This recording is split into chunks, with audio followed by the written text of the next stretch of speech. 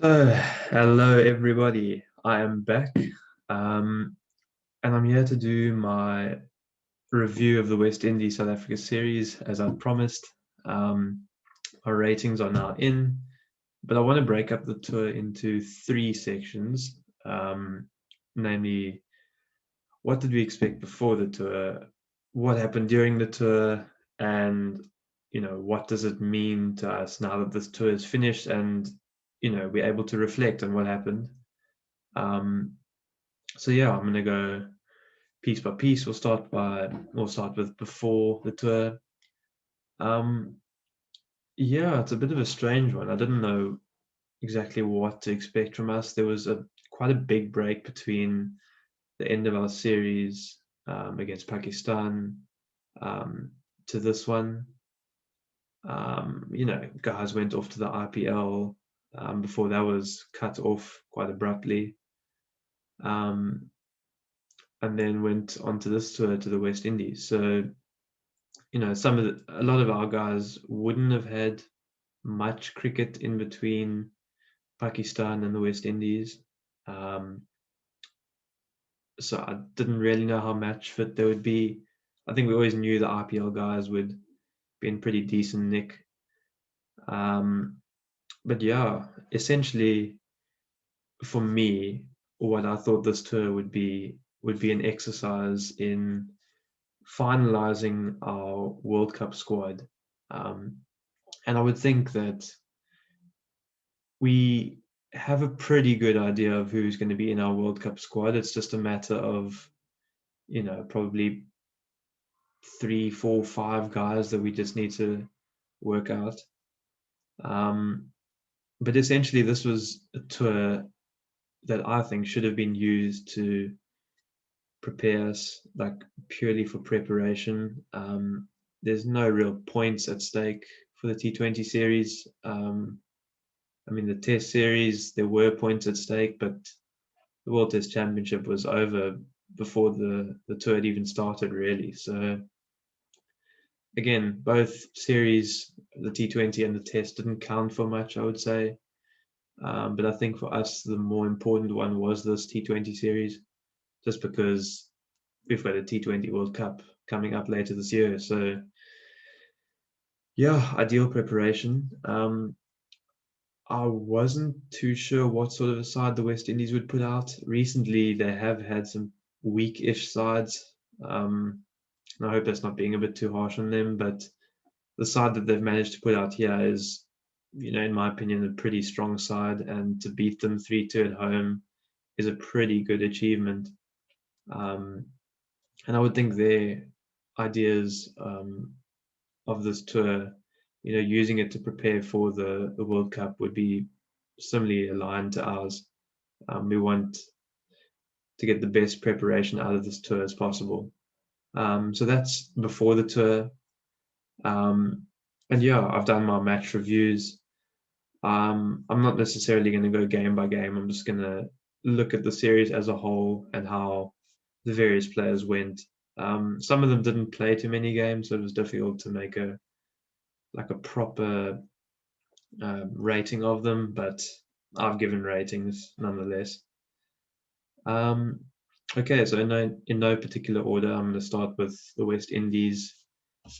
Um, so firstly, Andre Fletcher actually had a couple of good knocks, to be fair, and didn't play the rest of the series. So I gave him a 6, couple of 30s. Yeah, for me, 5 is average. Anything below is kind of below average. 10 being the best. So Evan Lewis, he had a pretty good series, I think. So I gave him a 7.5. Chris Gale, for me, a 5.5. Um, I mean, he was useful with the ball at times, but also got punished. But I mean, his main role is being able to bat at either opener or number 3. And it looks like a lot of teams around the world are actually using him as a number 3 now. Um, so yeah, West Indies probably would have liked a bit more from their big man, but Yeah, 5.5 it is for me. Russell, the same really, 5.5. Didn't really excite me too much. Again, a big name player, probably would have expected a bit more. Yeah, Nicholas Puran, RPL player. I gave him a 4. There wasn't really much he did. Scores were quite low, to be honest. So again, on his day, it can be a match changer, but yeah, it just didn't seem to click in this tour for him. Karen Pollard, I gave a 6. I think a phenomenal 50 that he scored in the one game really did take the game away from us there. And I think played a very important role as a captain. I think the captaincy in T20s, especially, um, you have such a limited amount of time to make the most impact. And I think for me, Pollard's a better captain than Bavuma if you were to compare the two, simply because of the experience he has compared with Bavuma at international level, IPL level, just all of it. And I think it was 3-2. It was close. And I think he did have a fair, good contribution to that, especially that 50 not out in the one game that he played. Jason Holder 5.5. I think, yeah, nothing special in my opinion that we saw from him this series. Dwayne Bravo 7.5. I think, yeah, but I mean, he had a seriously good game in the one game, 4 for 19 in 4 overs. He is a world-class performer, so these sort of performances aren't surprising. Won the IPL with the Chennai Super Kings. I mean, he's been brilliant with them for a number of years now. And yeah, certainly for West Indies, it's exciting to see him because he can, give it a late tonk at the end. And his overs are so crucial as well. A brilliant death bowler. I think his slow balls are amazing. And it's just such a key part to play for the West Indies. Fabian Allen is 7. Yeah, he bowled fairly well, to be fair. I was surprised not to see him further on throughout the series. Yeah, 7. I think Obed McCoy was undoubtedly, for me, the find of the series for the West Indies. I gave him an 8. Bowled brilliantly, I think.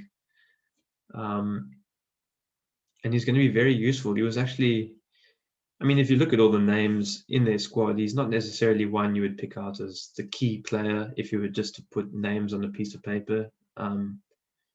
He's not necessarily the superstar that West Indies have when compared to the others, but brilliant contribution throughout the series. And I think played a key role as to why it was such a close series in the end. Kevin Sinclair didn't play too many games, but I gave him a 6. Lendl Simmons, 6.5. Yeah, he's actually a big player, really. It'll be interesting to see what opening combination they go with. I think he's very, he's a very good opener. Would they go with Lendl Simmons and Evan Lewis or Fletcher and Lewis? I think it's very interesting to see what they'll do at the World Cup. And then lastly, Fidel Edwards. Bit of a surprise for me to see him in there. He hasn't played for the West Indies in years now, so yeah, it was interesting to see him back. 6.5 from me. And I think that wraps up the West Indies side, at least all those that played. Then moving on to South Africa, again, I think this is close enough to our World Cup squad. So yeah, you would want to see as many good performances as possible from these guys. I think for me, I would have liked to have seen Keshav Maharaj involved, Milan, Yanaman Milan at least. No, I think those guys have been good performers in T20 cricket domestically, and I would have liked to have seen them get a chance. And I think Maharaj, especially, given that I think it's very likely we're going to play two spinners at the T20 World Cup in Dubai and Oman. And I think him and Shamsi would be a nightmare to face, honestly. You know, not even to forget uh, the ability that Maharaj has with the bat. He's not a world beater, but he can give you a late runs, nice 20 or so, of, the good tick. Um, so starting off, Reza Hendricks a 5. I mean, maybe a 5.5 to be fair. He did get a 40 in the one game, but yeah, I think his one dismissal where he got stumped against Chris Gale stood out for me. It just seemed very poor. And for me, Hendricks he's actually a very good player domestically, but it just kind of hasn't kicked on at international level, really, in my opinion. Um, and you would like to just see him do well. I think he technically is very good, but there's just been something stopping him from really converting that internationally. Quentin de Kock, I mean,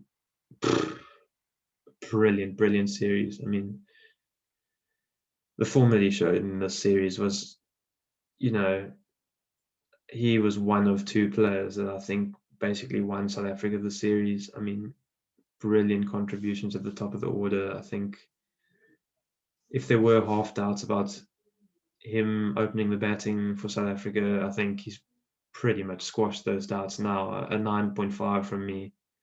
Um, yeah, you sometimes run out of adjectives to describe how brilliant he can be at times when he's at his best. And I think it's very important as well, given how much experience he has with the Mumbai Indians. I know T20 World Cup isn't in India anymore, but I mean, it's similar conditions in some sense in the UAE. Um, and I think his experience at the World Cup could be very, very crucial. And to see him getting runs is really good signs for South Africa. Um, Next, onto I would say the people's captain, Temba Bavuma. Um, yeah, I don't know. I always want to see him do more in South African colours. He had a brilliant start to his one-day career, I must say. But it's just been a bit too inconsistent for me. I know he can be a brilliant white ball player. Domestically, we've seen that. But yeah, he's just kind of had one score in the series, and it's been about it, really. So 6.5 from me. I do think he was up against a very good captain in Karen Pollard, and to lead a side that's 1-3-2 in the West Indies, um, and not a very weak West Indies side. To be fair, it was a pretty strong side. I think does deserve a lot of credit. Van der Dussen 6.5. He had one good innings, the first T20I, 56 not out. Yeah, and I think we need our batting lineup to be firing, and I think he's one of those players that we need to come good at the World Cup. Um, and yeah, I think he's going to be crucial to that batting lineup. 6.5 from me, a good 50. Probably would have liked to have got a couple more scores throughout the series, but yeah, he did get a good 50 in the first T20I. Heinrich Klaasen a 3. He really didn't do much for me. 2 games, um, just nothing of substance really. David Miller 3.5, possibly a 4 to be fair. But yeah, nothing really with the bat. I mean, a couple of dropped catches from him. I mean, he's known for his fielding, which is very surprising to see him drop catches. But yeah, 3.5. There wasn't much that he contributed really. And George Linder, I think, another key player because he's a left-arm spinner that can bat, low order, give you a few runs. 6 for me. kind of up and down, really. Had some brilliant games, had some average games. So I think 6 is probably fair enough.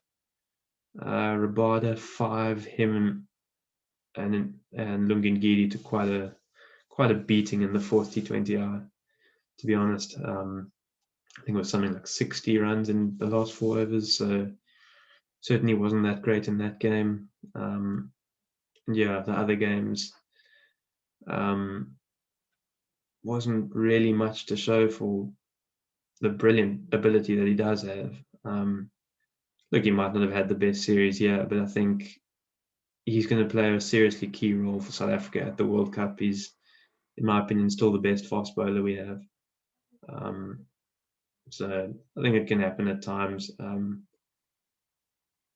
You know, it can happen in T20. I don't think there's too much to worry about for Rabada. Heinrich Nokia, I think, Mr. Dependable. As he always is these days. I think an 8 from me. Seriously, had a good series. And again, like Hiso Rabada, I wouldn't be surprised if those two were the fast bowlers that we going to depend on at the World Cup. I think they've proven themselves over a number of years now. And it's exciting to see. South Africans have been known for their fast bowling, and these two are leading the way. It's exciting for us. Debrez Shamsi, I don't know if 10 wasn't the limit, you could probably go higher because, I mean, him and De Kock have single-handedly, I think, won this series for us. I think he has been inconsistent at times, but honestly, I don't know if figures can get any better in a series than this one. 10 out of 10. Superb with the ball. And it's exciting to see a South African spinner doing well before a World Cup that's being played in, spin-friendly conditions. I think we need to make use of the conditions in the UAE. I haven't seen too much cricket in Oman, but I'm assuming conditions will be similar. So yeah, him, George Linda, Bjorn Fortuin, Keshav Maharaj, these guys are going to be, quite crucial that they hit form at the right time. And Shamsi has, definitely shown good form in this series.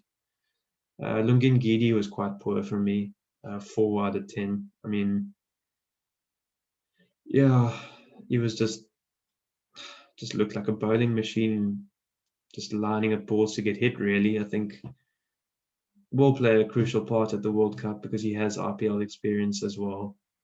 And I think if we are going to if we do have to cut down the number of paces we can play in a game, I think he might be one of the unlucky bowlers to miss out. I mean, I don't think Rabada, Nokia, and Ngidi, I don't think there's a lot to separate them. At their peaks, they're all very, very consistent, very, very good. Ngidi has good white ball skills, which I think are very important for our squad. Just didn't really show it on this tour. So a 4 from me. Aiden Markram, 6.5. I probably wouldn't have liked to have seen him bowl as much as he did. I think,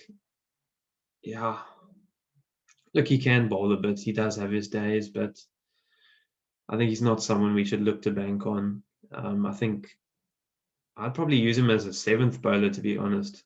Which, I mean, if we have 7 options, it's a pretty good place to be in. A lot of flexibility there. But I wouldn't. I mean, it's tough. I think maybe in spin-friendly conditions in the UAE and Oman, you could use him as a 6th bowling option. But I certainly wouldn't have him as my 5th bowling option. I think we can put out 5 good bowling options. And I think the next guy that I'm about to talk about, Vian Mulder, 6 from me. Only played the one game, but I think going forward, you need to have an all-rounder in your side. And Björn Mulder, for me, could be that all-rounder. I just think, look, he hasn't had too many T20I games. Um, and it's interesting because I think, you know, he could just be holding a place for Andile Pesquayo to come back. But I think, look, certainly for this tour, I think he was all right.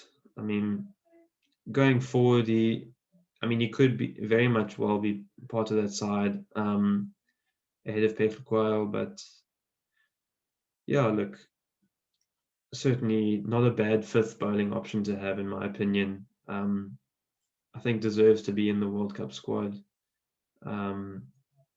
Just to give us a second all-rounder option, like a proper all-rounder, in my opinion. And then the last guy, Bjorn Verteen, 1 over 11 runs. There's not much you can make of that.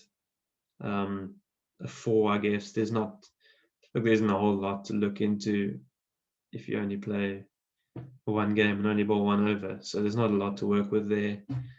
So yeah, that's pretty much my summary of the series. I think as a neutral, probably very interesting. Coming down to the 50-20 and only winning by 20 odd runs. So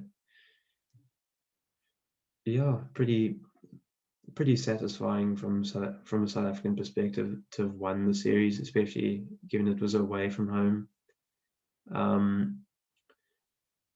But yeah, the series is officially over, and now looking forward, what does this mean going forward? Our next tour is, excuse me, is in Ireland. Not a bad side, to be honest. I think similar to the West Indies, they have got decent players that can win games. I think, World Cup points are up for grabs in the ODI series. And, the T20s, again, good preparation for the World Cup. And I think it's important to use these T20s. I think particularly now that's getting so close to the World Cup, I think now it's just a case of play the 11 or 12 or 13 or 14 that you think are going to the World Cup and just get the match ready. So that it's not a big surprise when we get there as to how we're going to go about things. I think Ireland will be a good side. I think it'll be a good series, and it'll be interesting to see how we go against them. I think they're not the same side that they were a few years ago. I think a few years ago you would roll them over and it would almost be a walkover. You just play them, you win. That's all there is to it. But I think they're a very different side now. They are a lot stronger. They even beat England last year. I think it was last year or the year before. In an ODI, lost the series 2-1, but I think England are always going to be tough in England. They're the world champions for a reason. And even their bench strength is so strong. So beating England is not easy for anyone. And yeah, I think it'll be interesting to see how we go against Ireland. I think we shouldn't take them lightly. We shouldn't just expect South Africa to roll them over. I think they are beatable from a South African point of view, but certainly not as easy as it would have been a few years ago. So yeah, look, thank you for taking the time to listen to my rant there about the series between South Africa and the West Indies, and